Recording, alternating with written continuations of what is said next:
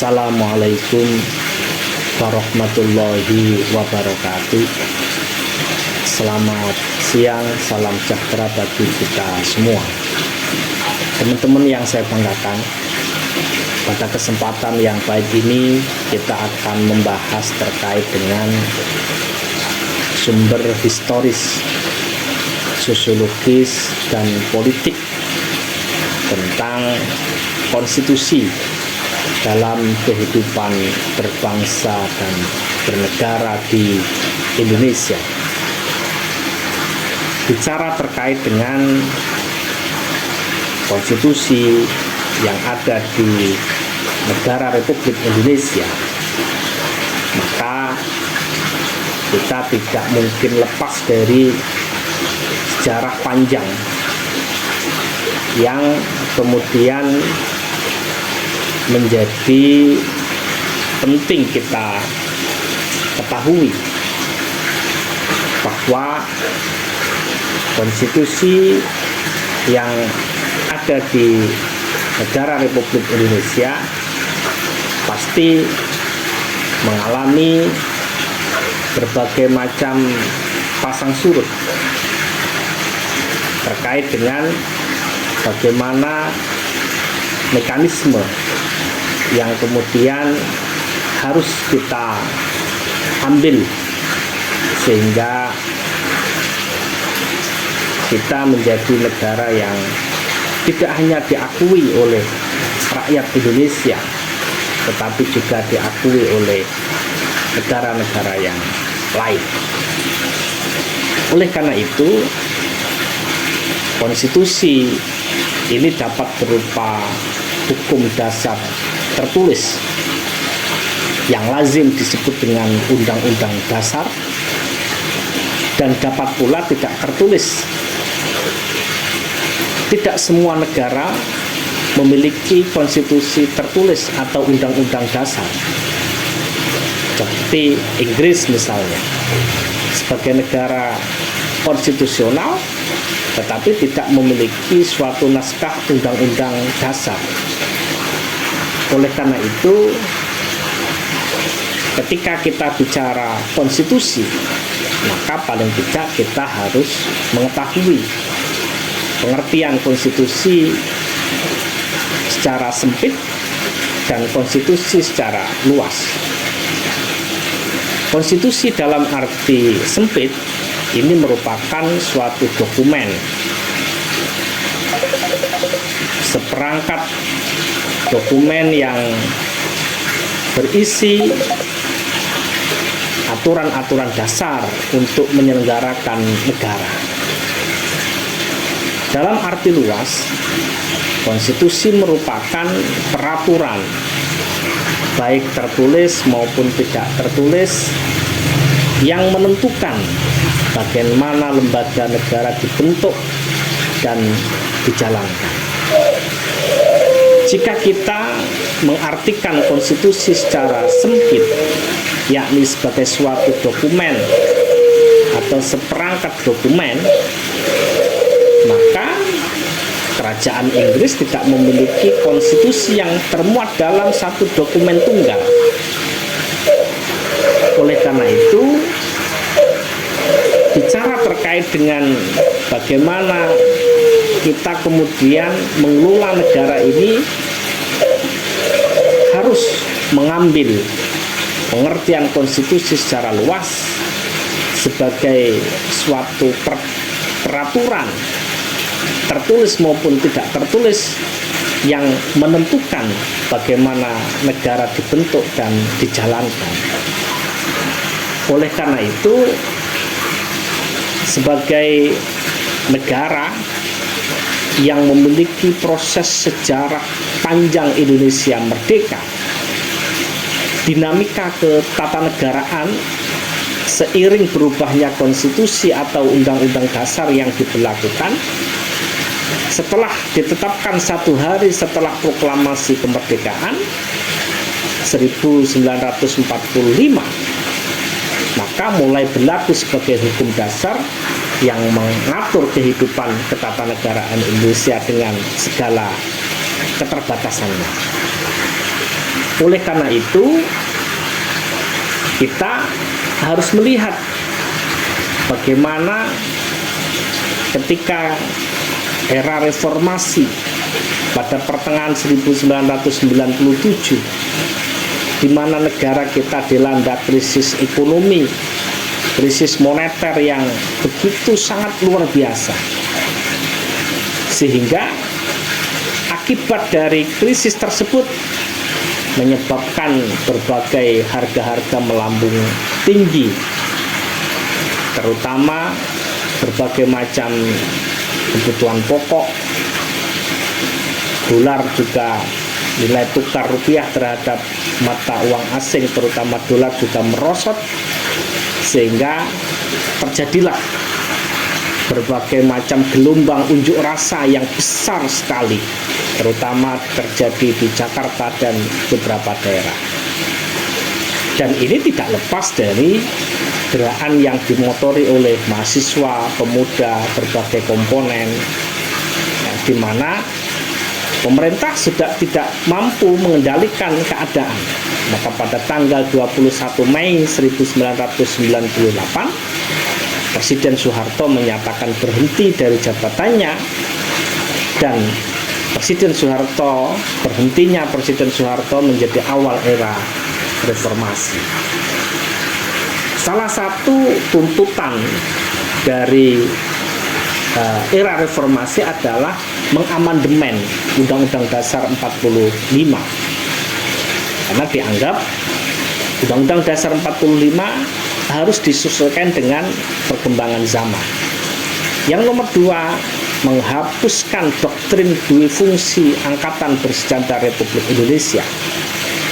Yang nomor 3, menegakkan supremasi hukum, penghormatan hak asasi manusia, pemberantasan korupsi, kolusi, dan nepotisme. Yang nomor 4, melakukan desentralisasi dan hubungan yang adil antara pusat dan daerah. Yang nomor 5, mewujudkan kebebasan pers. Dan nomor 6, mewujudkan kehidupan demokrasi. Oleh karena itu, sebagai penyelenggara negara, maka kita tahu bahwa negara harus melakukan berbagai macam terobosan, ya, yang kemudian mengarah kepada bagaimana sikap politik pemerintah yang diperkuat oleh MPR, sehingga Undang-Undang Negara Republik Indonesia mengalami beberapa amandemen. Amandemen pertama, perubahan pertama ini terjadi pada sidang umum MPR tahun 1999. Kemudian perubahan kedua pada sidang tahunan MPR tahun 2000. Dan perubahan ketiga terjadi pada sidang tahunan MPR 2001. Dan perubahan keempat terjadi pada sidang tahunan MPR 2002. Nah, perubahan Undang-Undang Dasar 45 yang dilakukan oleh MPR selain merupakan perwujudan dari tuntutan reformasi, sebenarnya sejalan dengan pemikiran pendiri bangsa Indonesia. Ketua Panitia Penyusun Undang-Undang Dasar 45 Insinyur Soekarno dalam Panitia Persiapan Kemerdekaan Republik Indonesia 8 Agustus 45 menyatakan bahwa ini adalah sekedar undang-undang dasar sementara, undang-undang dasar kilat, bahwa barangkali boleh dikatakan pula inilah revolusi benar, nanti kita membuat undang-undang dasar yang lebih sempurna dan lengkap. Maka disitulah kemudian dilakukan perubahan-perubahan atau amandemen Undang-Undang Dasar 45. Kenapa ini penting? Karena berdasarkan berbagai macam perubahan yang terjadi, justru Undang-Undang Dasar 45 yang kita buat mampu menelurkan berbagai macam jenjang norma hukum di Indonesia dalam tata aturan peraturan perundang-undangan. Kita tahu bahwa tata urutan peraturan perundang-undangan kita sesuai dengan Undang-Undang Nomor 12 Tahun 2011 diawali dari Undang-Undang Dasar 45, kemudian TAP MPR, kemudian Undang-Undang atau Perpu, kemudian PP, Perpres, Perda Provinsi, dan Perda Kabupaten Kota. Inilah tata urutan peraturan perundang-undangan yang ada di Indonesia. Oleh karena itu, di dalam kehidupan kita sehari-hari, maka kita perlu bagaimana kemudian konstitusi yang merupakan suatu dokumen yang berisi aturan-aturan dasar untuk penyelenggaraan negara, di mana peraturan itu tidak hanya yang tertulis, tetapi juga yang tidak tertulis, sangat menentukan bagaimana lembaga negara ini dibentuk dan dijalankan. Kemudian konstitusi ini sangat diperlukan untuk membatasi kekuasaan pemerintah atau penguasa negara. Selain itu juga untuk membagi kekuasaan negara dan memberi jaminan hak asasi manusia bagi warga negara. Kita tahu bahwa kekuasaan yang terlalu lama berimplikasi kepada perilaku korup.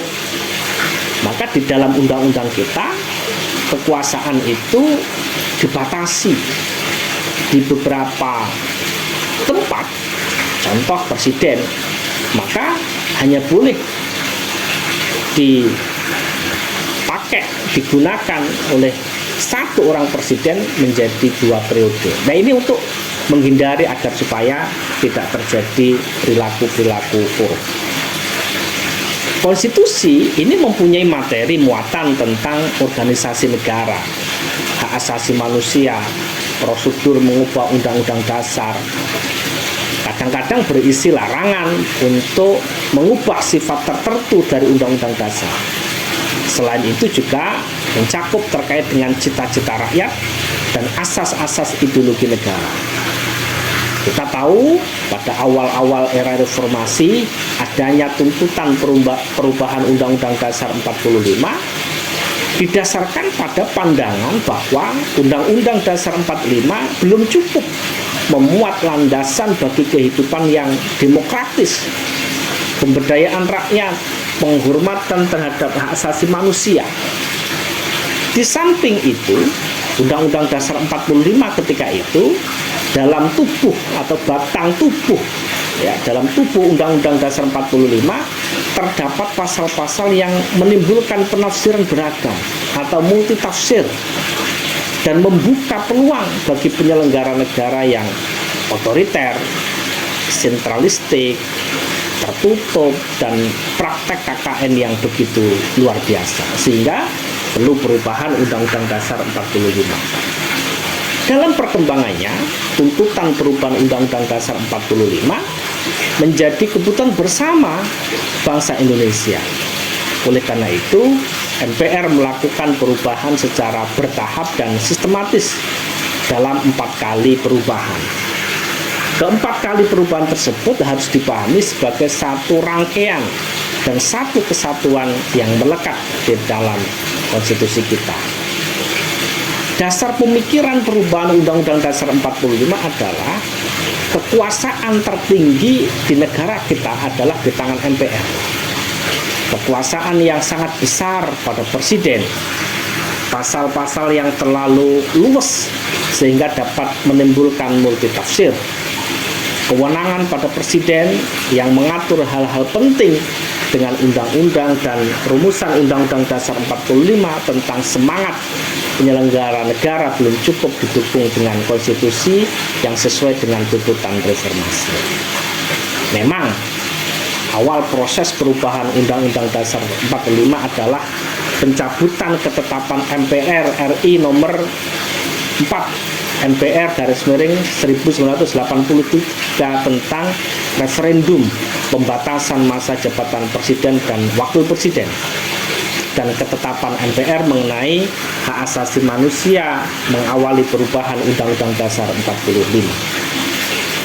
Dari proses perubahan Undang-Undang Dasar 45 tadi, dapat kita ketahui bahwa perubahan Undang-Undang Dasar 45 dilakukan oleh MPR dalam satu kesatuan perubahan yang dilaksanakan dalam 4 tahapan, yakni sidang umum MPR 99, sidang tahunan MPR 2000, 2001, dan 2002.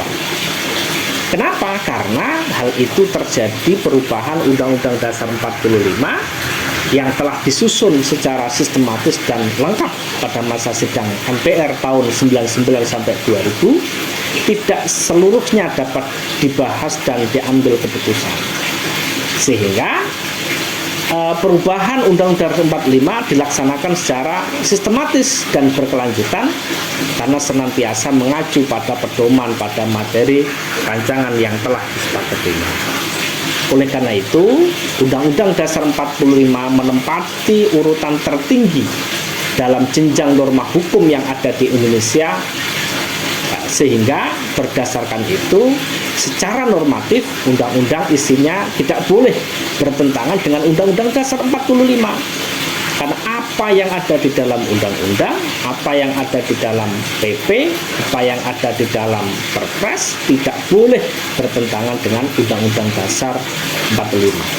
Jika suatu undang-undang isinya dianggap bertentangan dengan Undang-Undang Dasar, maka dapat melahirkan masalah konstitusional undang-undang tersebut. Karena warga negara dapat mengajukan pengajuan konstitusional suatu undang-undang kepada Mahkamah Konstitusi. Oleh karena itu, apa yang dilakukan oleh negara, baik di dalam perumusan undang-undang, peraturan pemerintah, termasuk di dalamnya peraturan daerah, tidak boleh bertentangan dengan nilai dan ruh undang-undang dasar. Saya kira begitu, kurang lebihnya mohon maaf. Selamat siang. Assalamualaikum warahmatullahi wabarakatuh.